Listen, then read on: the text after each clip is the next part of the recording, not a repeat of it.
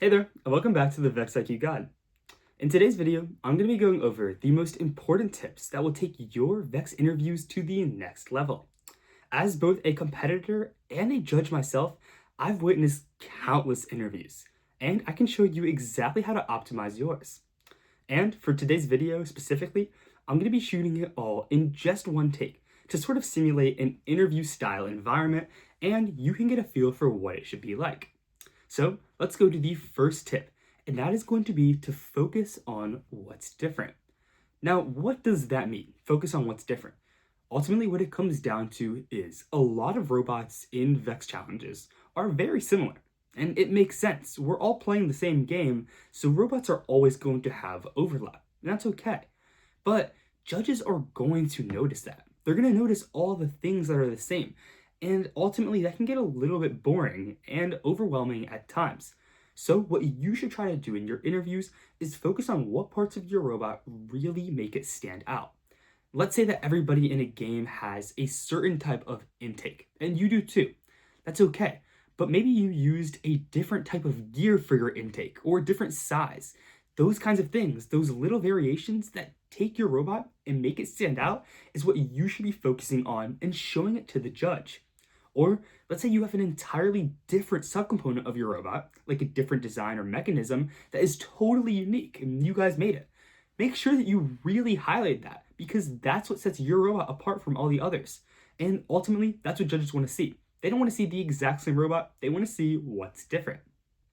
Now, for the second tip I'm going to be going over, it is to focus on the iterations of your robot and design. Now, what does that mean? Well, ultimately, what a lot of people do is they focus on the current state of the robot. They say, hey, this is our robot right now, and this is exactly what we did to make these components.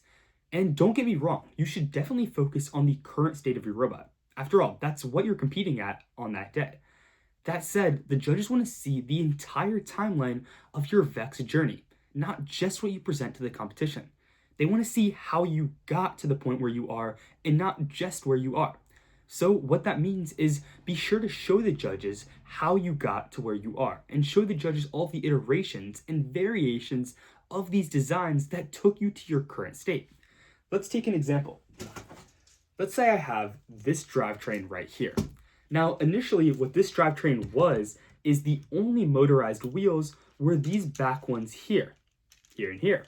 But over time, what I did is I added these gears here to motorize this wheel and this wheel. Now, what did that do? Well, it made the drive much faster and more consistent. And those were ultimately really good things for this drivetrain. Now, it might not be the exact same thing for you and your team. It might have been a different component of your robot, but it's the same idea. Be sure to show the judges what you did and why you did it. Because ultimately what they want to see is how you grew throughout the season, and that can really be reflected in the differences and changes made to your robot. Now, for the third and final tip I'm going to be going over in today's video, it is to focus on your challenges and failures. Now, that might seem a little bit counterintuitive. After all, interviews are often seen as a time as sort of like a show-off contest or a brag fest. But that really isn't the case at all. These judges are humans just like you, and they want to see how naturally your process went. They want to see it from a real standpoint. They ultimately want to see the challenges you faced and what you did to overcome them. And that second part, what you did to overcome them, is really, really critical. Let's say you had a challenge on your robot. Let's say your intake kept on failing and you couldn't figure out a way to get it to work. What did you do as a result? Even if what you ended up doing wasn't the best or most effective solution, it's okay. They want to see what actually happened and why you did everything that you did. They want to see that rationale because that really says a lot about your team. And also, this doesn't just have to apply to robot aspects. It can apply to anything in your entire season. Let's say you had an issue with your code. What did you do to fix that? Let's say you had an issue with your game strategy and you realized it wasn't quite what you wanted. What did you do to counteract?